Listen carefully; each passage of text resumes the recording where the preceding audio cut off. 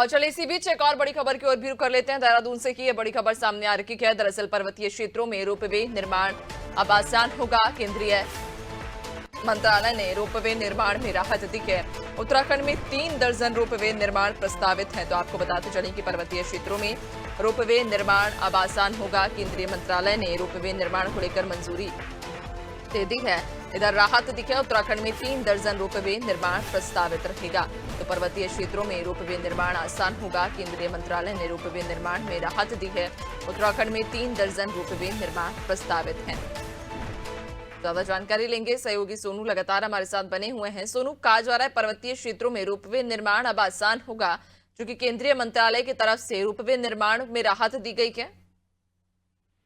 देखिए, लगातार जनता की सहूलियत को ध्यान में रखते हुए सरकार रोपवे निर्माण की कवायद में जुटी हुई है। क्योंकि कुछ ऐसे भी मामले हैं जिनमें केंद्र सरकार से एनओसी की आवश्यकता होती है। उत्तराखंड की तकरीबन 70% जो भूभाग है वो वन्य आच्छादित क्षेत्र है। तो ऐसे में जो रिजर्व फॉरेस्ट एरिया है, उन एरियाओं में जो है वो सरकार कोई भी विकास कार्य अपनी इच्छा के अनुसार नहीं कर पाती है। लिहाजा जो वन भूमि हस्तांतरण का मामला है, इसमें केंद्रीय पर्यावरण मंत्रालय से अनुमति लेनी होती है।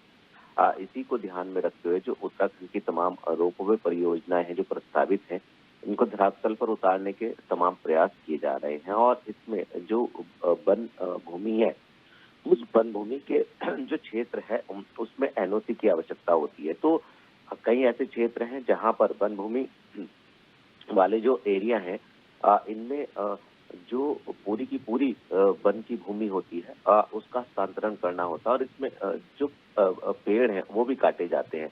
तो एनओसी में भी क्योंकि शासकीय प्रक्रिया होती है, इसमें वक्त लग जाता है। लिहाजा अब जो केंद्रीय मंत्रालय है उसने एक प्रावधान किया है, हम कहें इसको छूट दी है कि जो पिलर वाले एरिया है जहां पर भी रोपवे बनाए जाएंगे, केवल उस भूमि का ही एनओसी ली जाएगी और उसी को हस्तांतरित किया जाएगा, शेष भूमि को नहीं। तो इससे पेड़ों का कटान बचेगा और जो पर्यावरण संरक्षण है वो हो सकेगा।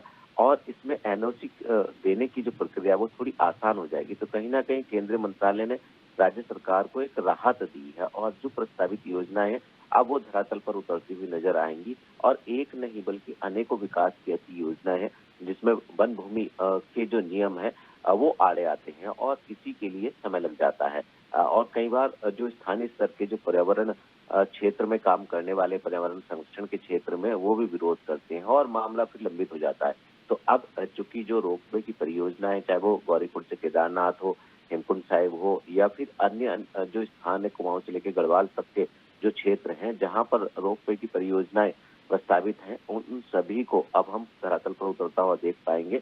और जल्द ही शासन स्तर पर भी इसकी बैठक होगी और बैठक में इसके तमाम पहलू पर मंथन किया जाएगा और फिर इस प्रक्रिया को आगे बढ़ाया जाएगा। बिल्कुल, यानी कि पर्वतीय क्षेत्रों में अब रोपवे का निर्माण आसान हो सकेगा। केंद्रीय मंत्रालय की तरफ से भी अब इसमें हरी झंडी दी गई है। बहुत शुक्रिया आपका, बने रखिएगा और भी आगे आपसे अपडेट्स लेंगे।